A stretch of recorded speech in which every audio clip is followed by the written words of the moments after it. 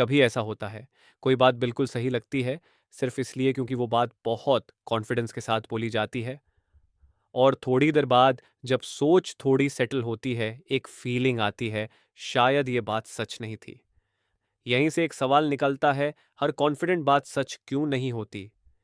Confidence और सच अक्सर एक जैसे लगते हैं। दोनों ही क्लियर सुनाई देते हैं, दोनों ही डाउट को दूर करते हुए लगते हैं, लेकिन ये सिमिलैरिटी सिर्फ जाहिर में होती है। कॉन्फिडेंस बोलने का तरीका होता है, सच समझने का नतीजा होता है, और जब हम तरीके को नतीजा समझ लेते हैं, वहीं से कंफ्यूजन शुरू होता है। पहला रीजन फैमिलियरिटी होता है। जो बात हमें जानी पहचानी लगती है, उस पर बोलना आसान हो जाता है, और जब बोलना आसान होता है, कॉन्फिडेंस अपने आप आ जाता है।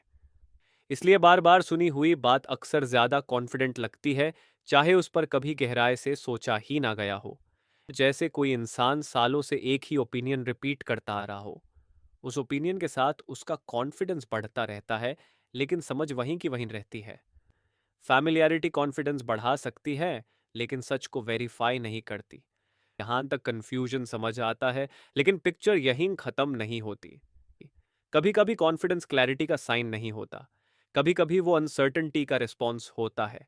जब किसी को अंदर से क्लियर महसूस नहीं होता, लेकिन फिर भी बोलना पड़ता है, तो कॉन्फिडेंस एक प्रोटेक्टिव लेयर बन जाता है।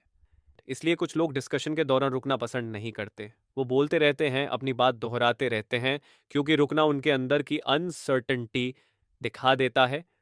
इस मोमेंट पर कॉन्फिडेंस स्ट्रेंथ नहीं होता, डिफेंस होता है। और जब डिफेंस को सच समझ लिया जाता है, तो गलत कंक्लूजन्स आसानी से बन जाते हैं। सच का एक नेचर होता है, वो जल्दी में नहीं होता। वो सुन सकता है, और जरूरत पड़े तो मुझे नहीं पता कह भी सकता है। जबकि फॉल्स कॉन्फिडेंस अक्सर कंटिन्यूअस होता है, बोलता रहता है और सुनना अवॉइड करता है। इस फर्क को समझ लेना ही क्लियर थिंकिंग की शुरुआत होती है। इसलिए अगली बार जब कोई बात बहुत कॉन्फिडेंट लगे, तो यूज तुरंत सच मान लेने से पहले सिर्फ एक चीज पर ध्यान देना, क्या ये बात समझ से निकली है या सिर्फ बोलने की आदत से। कॉन्फिडेंस इंप्रेस कर सकता है, लेकिन सच डायरेक्शन देता है, और दोनों एक चीज नहीं होते। क्लियर माइंड एक्सप्लेन पर हम इसी डिफरेंस को शांति से समझने की कोशिश करते हैं, क्योंकि क्लैरिटी अटेंशन से नहीं, समझ से आती है।